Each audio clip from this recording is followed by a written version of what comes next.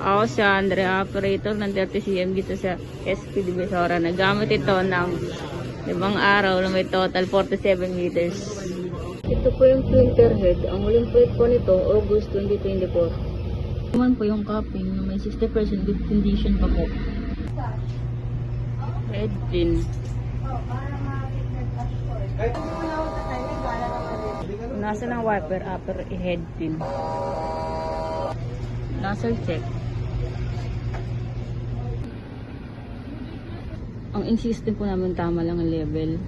Ang huling palit ng damper, August 2024. Ang waste tank, nalinis ng isang araw. Ito po yung ABR. Ito po yung aming stocks. Ito po yung pill.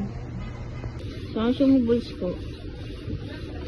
Isa sa powder. At isa sa white.